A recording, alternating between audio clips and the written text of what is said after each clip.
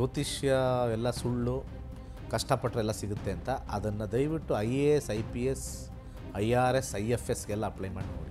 ಜ್ಯೋತಿಷ್ಯ ಶಾಸ್ತ್ರದಲ್ಲಿ ನೀವು ಕೊಟ್ಟಿರ್ತಕ್ಕಂಥ ಸಮಯ, ಹುಟ್ಟಿರ್ತಕ್ಕಂಥ ದಿನಾಂಕ ಎಲ್ಲವೂ ನಿಖರವಾಗಿದ್ದರೆ ನಿನಗೆ ಮುಂದೆ ಹೋಗ್ತಕ್ಕಂಥ ಲೈಫು ಪ್ರೀ ಡಿಸ್ಟೈನ್ಡ್, ಅಂದರೆ ಪೂರ್ವ ನಿಯೋಜಿತವಾಗಿ ಬರೆದಿಟ್ಟಿದೆ. ಹಿಂಗೆ ಆಗಬೇಕು, ಹಿಂಗೆ ಆಗಬೇಕು, ಹಿಂಗೆ ಆಗಬೇಕು ಅಂತ. ಪ್ರತಿಯೊಬ್ಬ ಮನುಷ್ಯನ ರೂಲ್ ಬುಕ್ಕೇ ಜ್ಯೋತಿಷ್ಯ.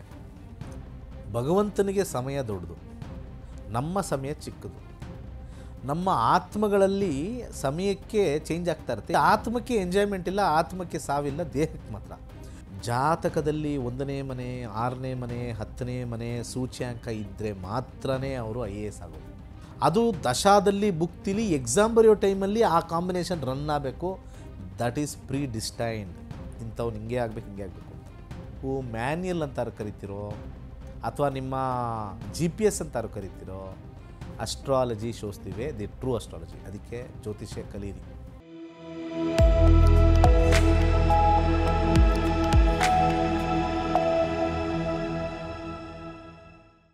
ಎಲ್ರಿಗೂ ನಮಸ್ಕಾರ. ನೀವು ನೋಡ್ತಾ ಇದ್ದೀರಾ ಟಿವಿ ವಿಕ್ರಮ. ನಕ್ಷತ್ರ ನಾಡಿ ಕಾರ್ಯಕ್ರಮಕ್ಕೆ ಸ್ವಾಗತ. ನಾನು ಮುಮ್ತಾಜ್ ಅಬ್ದುಲ್ ನೆಲೆಡ್ಕ. ಗುರುಜಿ, ಕಾರ್ಯಕ್ರಮಕ್ಕೆ ಆತ್ಮೀಯವಾದಂತಹ ಸ್ವಾಗತ. ಎಲ್ಲರಿಗೂ ನಮಸ್ಕಾರ. ಗುರುಜಿ, ಬಹಳಷ್ಟು ಮಂದಿಗೆ ನಾನು IAS ಆಫೀಸರ್ ಆಗಬೇಕು, ನಾನು IPS ಆಫೀಸರ್ ಆಗಬೇಕು, ಹೀಗೆ ಬಹಳಷ್ಟು ಮಂದಿ, ಸಾವಿರಾರು ಮಂದಿ ಪ್ರತಿದಿನ ಪರೀಕ್ಷೆಗಳನ್ನು ಬರಿತಾನೆ ಇರ್ತಾರೆ ಗುರುಜಿ. ಆದರೆ ಅದಕ್ಕೆ ಬೇಕಾದಂತಹ ಆ ಒಂದು ಹಾರ್ಡ್ ವರ್ಕ್ ಏನಿದೆ ಅದನ್ನು ಮಾಡ್ತಾನೆ ಇರ್ತಾರೆ. ಪ್ರಾಮಾಣಿಕವಾಗಿ ಎಲ್ಲ ಪ್ರಯತ್ನಗಳನ್ನು ಮಾಡ್ತಾರೆ. ಆದರೆ ಎಂಡ್ ಆಫ್ ದ ಡೇ ಏನೇ ಮಾಡಿದ್ರು ಕೂಡ ಒಂದಷ್ಟು ಮಂದಿಗೆ ಆ ಒಂದು ಕನಸು ನನಸಾಗೋದೇ ಇಲ್ಲ ಗುರುಜಿ. ಯಾಕೆ ಅಂತ ತುಂಬ ಜನ ನನಗೆ ಜ್ಯೋತಿಷ್ಯ ಮಾಡಬೇಕಾದ್ರೆ ಹೇಳಿದರು, ಕಷ್ಟಪಟ್ಟರೆ ಎಲ್ಲ ಸಕ್ಸಸ್ ಆಗುತ್ತೆ, ಜ್ಯೋತಿಷ್ಯ ಎಲ್ಲ ಸುಳ್ಳು ಅಂತಂದರು. ಇವತ್ತು ನೀವು ಹೇಳಿರೋ ಟಾಪಿಕ್ ನಮಗೆ ಭಾಳ ಅವರಿಗೆ ಉತ್ತರ ಕೊಡೋ ಥರ ಆಗುತ್ತೆ. ತುಂಬ ಜನ ಹೇಳ್ತಾರೆ, ಜ್ಯೋತಿಷ್ಯ ಎಲ್ಲ ಸುಳ್ಳು ಸರ್, ನಾವು ಕಷ್ಟದ ಮೇಲೆ ನಾವು ಹಾರ್ಡ್ ವರ್ಕ್ ಮಾಡಿದ್ರೆ ಎಲ್ಲ ಸಕ್ಸಸ್ ಆಗುತ್ತೆ ಅಂತ. ಆ ಕ್ವಶನ್ ಕೇಳಿದ್ರಲ್ಲ, ಜ್ಯೋತಿಷ್ಯ ಎಲ್ಲ ಸುಳ್ಳು, ಕಷ್ಟಪಟ್ಟರೆ ಎಲ್ಲ ಸಿಗುತ್ತೆ ಅಂತ, ಅದನ್ನು ದಯವಿಟ್ಟು IAS IPS IRS IFSಗೆಲ್ಲ ಅಪ್ಲೈ ಮಾಡಿ ನೋಡಿ. ಹಾಗಿದ್ದರೆ ಒಂದು ವರ್ಷದಲ್ಲಿ 10 ಲಕ್ಷ ಜನ ಬರೀತಾರೆ ಭಾರತದಲ್ಲಿ. 800 ಏನೋ ಅಷ್ಟೇ ಸೀಟ್ ಇರೋದದು. ಒಂದು ಗೆಜೆಟಲ್ಲಿ ಕಳಿಸ್ತಾರೆ, ಈ ವರ್ಷಕ್ಕೆ ನಮಗೆ ಇಷ್ಟು ಬೇಕು ಅಂತ.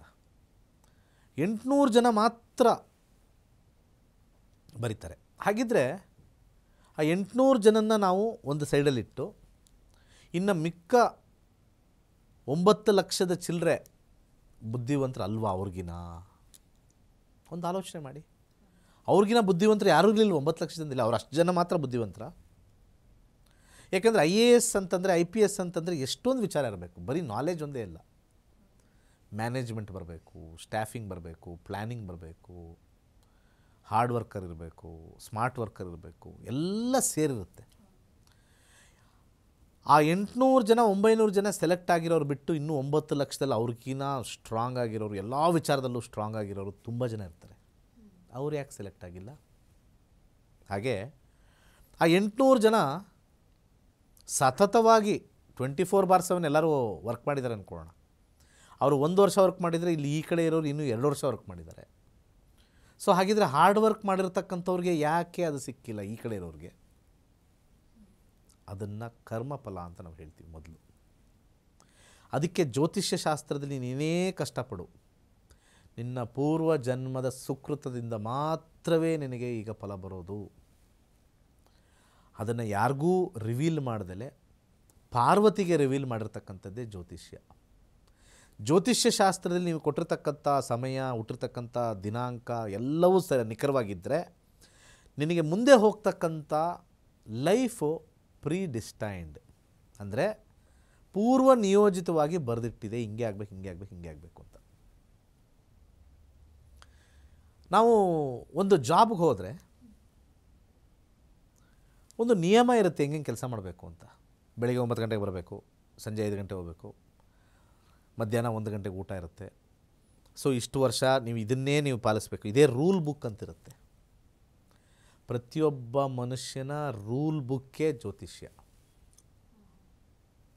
ಆ ರೂಲ್ ಬುಕ್ಕಲ್ಲಿ ಬರೆದಿಟ್ಟಿರುತ್ತೆ ನಿನಗೇನು ಸಿಗುತ್ತೆ, ನಿನಗೇನು ಸಿಗಲ್ಲ. ಒಬ್ಬ ವ್ಯಕ್ತಿ ಜಡ್ಜ್ ಆದರೆ ರೂಲ್ಸ್ ಮೀರಿ ಮಾಡೋಕ್ಕಾಗತ್ತೆ ಏನಾದರೂ? ಈಗ ಅವ್ರು ನೋಡ್ತಾರೆ, ಯಾರೋ ಒಬ್ಬ ತಪ್ಪು ಮಾಡಿರ್ತಾನೆ, ನೋಡ್ತಾನೆ, ಬರೀತಾರೆ, ಅವ್ನು ತುಂಬ ಬೇಡ್ಕೊಳ್ತಾನೆ, ಅಳ್ತಾ ಇದ್ದಾನೆ, ಎಮೋಷ್ನಲ್ಗೆ ಮಾಡೋಕ್ಕಾಗತ್ತಾ? ರೂಲ್ಸ್ ಏನು ಹೇಳುತ್ತೆ?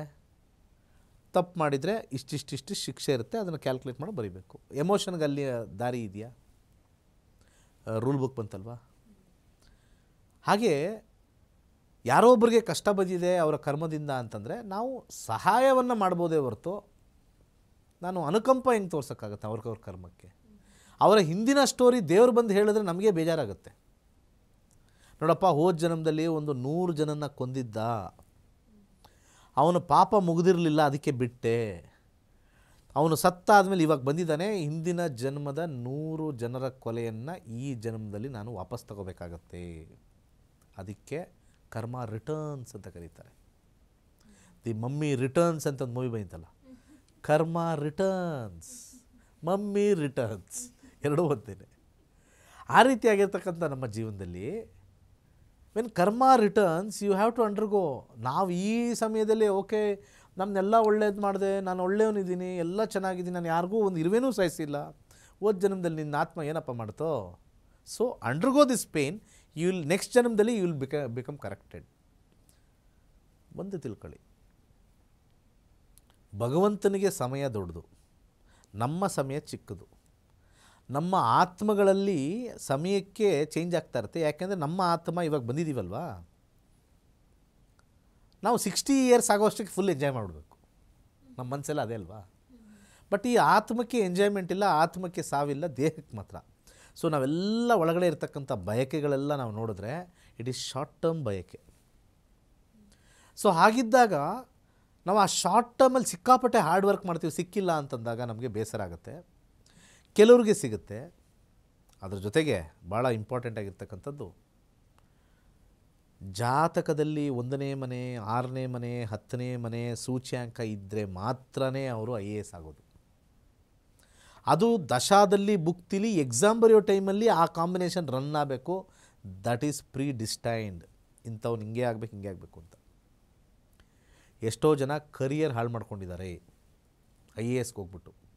ಒಳ್ಳೆ ನಾಲೆಜ್ ಇರುತ್ತೆ, ಇಂಜಿನಿಯರಿಂಗ್ ಮಾಡಿರ್ತಾರೆ, ಇಂಜಿನಿಯರಿಂಗ್ ಮಾಡಾದಮೇಲೆ ಅವ್ರಿಗೆ ಜಾಬ್ ಸಿಕ್ಕಿರುತ್ತೆ, ಹೈ ಪೇಯಿಂಗ್ ಜಾಬ್ ಸಿಗಿರುತ್ತೆ. ಇಲ್ಲ, ನಾನು ಸಕ್ಕತ್ತಾಗಿ ಓದ್ತಾನೆ, ತುಂಬ ಚೆನ್ನಾಗಿ ಓದ್ತಾನೆ. ಜನರ ಮೈಂಡಲ್ಲಿ, ಪಬ್ಲಿಕ್ ಮೈಂಡಲ್ಲಿ ಏನಿದೆ ಅಂದರೆ ಚೆನ್ನಾಗಿ ಓದೋರೆಲ್ಲ IAS ಆಗಿಬಿಡ್ತಾರೆ ಅಂತ. ಎಲ್ಲಿದೆ ಅದು ಕಾನ್ಸೆಪ್ಟು? ಚೆನ್ನಾಗಿ ಓದೋರೆಲ್ಲ IAS ಆಗಿದ್ದರೆ ಸೀಟ್ಸ್ ಎಲ್ಲಿದೆ? ನೀವೇ ದೇವ್ರು ಅನ್ಕೊಳ್ಳಪ್ಪ, ನೀವೇ ದೇವ್ರು ಅಂದ್ಕೊಳ್ಳೋಣ. ಅದು ಬೇಡ, ದೇವ್ರದ್ದು ಭಾಳ ದೊಡ್ಡ ಪೋಸ್ಟ್ ಬೇಡ. ನೀವೇ ಒಂದು ಈ IAS ಕಮಿಷನ್ದು ಅಧಿಕಾರಿ. ನಿನಗೆ 1000 ಫಿಲ್ ಮಾಡು ಅಂತಂದರೆ ಏನೇನೆಲ್ಲ ಮಾಡ್ಬೋದು ನೀನು? ಕೊನೆಗೆ ಏನೇನೆಲ್ಲ ಮಾಡ್ಬೋದು? ಏನೇನೆಲ್ಲ ಮಾಡ್ತೀಯ? ಎಕ್ಸಾಮ್ ಟಫಾಗಿಡ್ತೀಯ, 3 ಎಕ್ಸಾಮ್ ಕೊಡ್ತೀಯ, ಪ್ರಿಲಿಮ್ಸು, ಮೇನ್ಸು, ವೈವಾವೋಸ್ ಅಂತ 3 ಕೊಡ್ತೀಯ. ಯಾಕಂದರೆ ಫಿಲ್ಟ್ರ್ ಆಗಬೇಕಲ್ಲ, ಕಾಂಪಿಟೇಷನು ಜಾಸ್ತಿ ಇಡಬೇಕು, ಅದರಲ್ಲಿ ಬೆಸ್ಟ್ ಅವ್ರನ್ನೂ ತೆಗಿಬೇಕು. ಇಷ್ಟೆಲ್ಲ ಮಾಡಿನೂ ಕೂಡ ಫಿಲ್ಟ್ರ್ ಆಗಿ ಬರ್ತಾರೆ. ಅದರಲ್ಲೆಲ್ಲ ನೀವು ಇಟ್ಟಿರ್ತಕ್ಕಂಥ ಒಂದು ಎಕ್ಸಾಮಿನೇಷನ್ ಎಲ್ಲ ನೋಡಿದ್ರೆ, ಹಾಗಿದ್ರೆ ಪ್ರಿಲಿಮ್ಸಲ್ಲಿ ಪಾಸ್ ಆದವರು ಬುದ್ಧಿವಂತರು, ಪಾಸ್ ಆಗದೇ ಇರೋರು ದಡ್ರಾ? ಇದು ಕನ್ಫ್ಯೂಷನ್. ಇದೆಲ್ಲ ನೋಡಿದಾಗ ಕರ್ಮ ವರ್ಕ್ಸ್. ಜಾತಕ will say whether you are destine to become a IAS officer or not. ಅದಕ್ಕೆ ರೂಲ್ ಬುಕ್ಕು, ಮ್ಯಾನ್ಯಲ್ ಅಂತಾರು ಕರಿತಿರೋ, ಅಥವಾ ನಿಮ್ಮ GPS ಅಂತಾರು ಕರಿತಿರೋ, astrology shows the way, the true astrology. ಅದಕ್ಕೆ ಜ್ಯೋತಿಷ್ಯ ಕಲೀರಿ. ಅಷ್ಟೊಂದೆಲ್ಲ ಓದ್ತಾರೆ, 3 ವರ್ಷ 4 ವರ್ಷ ಓದ್ತಾರೆ. ನಮ್ಮ 15 ದಿವಸದ ಕ್ಲಾಸು ಕೇವಲ 6,999 ರೂಪಾಯಿ ಅಷ್ಟೇ. ಇಟ್ಸ್ 6,999. ಕಲೀರಿ, ಸಕ್ಸಸ್ ಆಗುತ್ತೋ ಇಲ್ಲೋ ಹೇಳ್ತೀವಿ. ನಾನೂ ಕಲಿತಾ ಇದ್ದೆ IAS ಆಫೀಸರ್ದು ಯೋಗ ಇದ್ದರೆ. ಇಲ್ಲ, ನನಗೆ ಜ್ಯೋತಿಷ್ಯ ಹೇಳ್ಕೊಡೋದು, ಹೇಳಬೇಕು ಅನ್ನೋ ಯೋಗ ಕರ್ಮ. ಆ ಕರ್ಮನ ನಿಭಾಯಿಸ್ತಾ ಇದ್ದೀನಿ ಅಷ್ಟೇ. ಒಳ್ಳೆಯದಾಗಲಿ ಎಲ್ಲರಿಗೂ. ಧನ್ಯವಾದಗಳು ಗುರುಜಿ. ಬಹಳಷ್ಟು ಮಂದಿಗೆ ಒಂದು ಪ್ರಶ್ನೆ ಇರುತ್ತೆ, ನಾನು ತುಂಬ ಕಷ್ಟಪಡ್ತಾ ಇದ್ದೀನಿ, ಆದರೆ ನನಗೆ ಇದರ ಫಲ ಸಿಗ್ತಾ ಇಲ್ಲ, ಯಾಕೆ ಅನ್ನುವಂಥದ್ದು ಬಹಳಷ್ಟು ಮಂದಿಗಿರುತ್ತೆ. ಸೊ ಅವೆಲ್ಲದಕ್ಕೂ ಉತ್ತರ ಜ್ಯೋತಿಷ್ಯದಲ್ಲಿದೆ. ಇಂತಹ ಬಹಳಷ್ಟು ಇಂಟ್ರೆಸ್ಟಿಂಗ್ ವಿಚಾರ ನಿಮಗೆ ಜ್ಯೋತಿಷ್ಯದಲ್ಲಿ ಇನ್ನೂ ಸಿಗುತ್ತೆ. ಅವೆಲ್ಲವನ್ನ ತಿಳ್ಕೊಳ್ಬೇಕನ್ನುವಂಥ ಆಸಕ್ತಿ ನಿಮಗಿದ್ದಲ್ಲಿ ಪಂಡಿತ ದಿನೇಶ್ ಗುರೂಜಿ ಅವರ ನಕ್ಷತ್ರ ನಾಡಿ ತರಗತಿಗೆ ನೀವೆಲ್ಲರೂ ಕೂಡ ಜಾಯಿನ್ ಆಗಬಹುದು. ಸೆಪ್ಟೆಂಬರ್ 24ರಿಂದ ತರಗತಿಗಳು ಆರಂಭ ಆಗ್ತಾ ಇದೆ. ದಯವಿಟ್ಟು ಮಿಸ್ ಮಾಡಬೇಡಿ. ನಿಮಗೂ ಕೂಡ ಅವರು ಹೇಳ್ಕೊಡ್ತಾರೆ ಇದು ಹೇಗೆ ಸಾಧ್ಯ, ಇದು ಹೇಗೆ ಸಾಧ್ಯ ಇಲ್ಲ ಅನ್ನುವಂಥದ್ದು. ಹಾಗಾಗಿ ಮಿಸ್ ಮಾಡಬೇಡಿ ಅಂತ ಹೇಳ್ತಾ ನೋಡ್ತಾ ಇರಿ ಟಿವಿ ವಿಕ್ರಮ ನಕ್ಷತ್ರ ನಾಡಿ ಕಾರ್ಯಕ್ರಮ. ನಮಸ್ಕಾರ. ನಮಸ್ಕಾರ. ವೈಜ್ಞಾನಿಕ ತಂತ್ರಜ್ಞಾನವನ್ನು ಒಳಗೊಂಡಿರುವ ನಕ್ಷತ್ರ ನಾಡಿ ಜ್ಯೋತಿಷ ತರಗತಿಗಳಿಗೆ ಸುಸ್ವಾಗತ.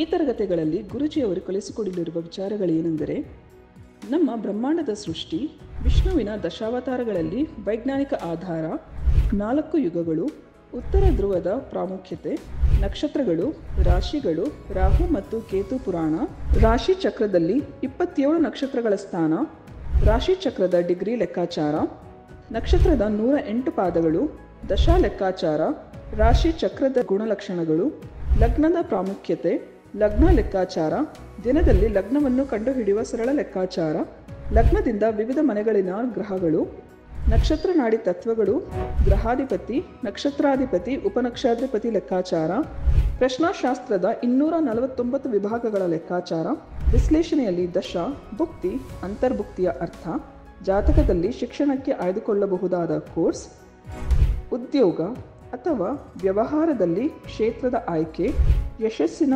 ಲೆಕ್ಕಾಚಾರ, ಮದುವೆ ವಿಚಾರದಲ್ಲಿ ಸಂಯೋಗಗಳು, ತೊಂದರೆಗಳು, ಸಂತಾನದಲ್ಲಿ ತೊಂದರೆಗಳು, ವಿಳಂಬವಾಗುವುದು, ಆಸ್ತಿ ಅಥವಾ ವಾಹನ ಖರೀದಿಯಲ್ಲಿ ಸಮಯವನ್ನು ತಿಳಿಯುವುದು, ಆರೋಗ್ಯ ವಿಚಾರಗಳಲ್ಲಿ ಶುಭ ಅಶುಭ ಸಮಯದ ಲೆಕ್ಕಾಚಾರ, ಆರೋಗ್ಯ ಸಮಸ್ಯೆಗಳು ಉಂಟಾಗುವ ಸಮಯ ಮುಂತಾದ ವಿಚಾರಗಳ 3 ಹಂತದಲ್ಲಿ ಶುಭ ಅಶುಭ ಸಂಯೋಗಗಳ ವಿಭಜನೆ, ಪವರ್ ಪೊಸಿಷನ್, ಪುಷ್ ಪುಲ್ ಸಿದ್ಧಾಂತ, ಗೋಚಾರದ ವಿಶ್ಲೇಷಣೆ, ಆಯ್ದ ಸೆಲೆಬ್ರಿಟಿ ಜಾತಕಗಳ ವಿಶ್ಲೇಷಣೆ, ಪರಿಹಾರಗಳು, ರತ್ನಗಳು, ರುದ್ರಾಕ್ಷಿ, ಮಂತ್ರ, ಕಲರ್ ಥೆರಪಿ, ದಾನದ ಪರಿಕಲ್ಪನೆ, ಇನ್ನು ಅನೇಕ ವಿಚಾರಗಳ ಬಗ್ಗೆ ಅತ್ಯಂತ ಸರಳವಾಗಿ ಗುರುಜಿಯವರು ತರಗತಿಯಲ್ಲಿ ತಿಳಿಸಿಕೊಡುತ್ತಿದ್ದಾರೆ. ಈ ತರಗತಿ ಜೊತೆಗೆ ಅತ್ಯಾಧುನಿಕ ತಂತ್ರಜ್ಞಾನದಿಂದ ಬಳಕೆಯಲ್ಲಿರುವ ಗೋಲ್ಡ್ ಟ್ರೀ ಆಸ್ಟ್ರೋ ಆ್ಯಪ್ ಮೂಲಕ ಜಾತಕವನ್ನು ಪರಿಶೀಲಿಸುವ ಸುಲಭವಾದ ತಂತ್ರಗಳು ಗುರುಜಿಯವರು ತಿಳಿಸಿಕೊಡುತ್ತಾರೆ. ಜೀವನಕ್ಕೆ ಅಗತ್ಯವಾಗಿರುವ ವಿಚಾರಗಳನ್ನು ತಿಳಿಯಲು ಇಂದೇ ನಕ್ಷತ್ರ ನಾಡಿ ತರಗತಿಯನ್ನು ಸೇರಿ. ನಿಮ್ಮ ಜೀವನದ ವಿಚಾರಗಳಿಗೆ ಮಾರ್ಗದರ್ಶಿಯಾಗಿರುವ ಜ್ಯೋತಿಷ್ಯವನ್ನು ಅಳವಡಿಸಿಕೊಳ್ಳಿ. ಹೆಚ್ಚಿನ ಮಾಹಿತಿಗೆ ಇಂದೇ ನಮ್ಮ ನಕ್ಷತ್ರ ನಾಡಿಯನ್ನು ಸಂಪರ್ಕಿಸಿ. ಧನ್ಯವಾದಗಳು.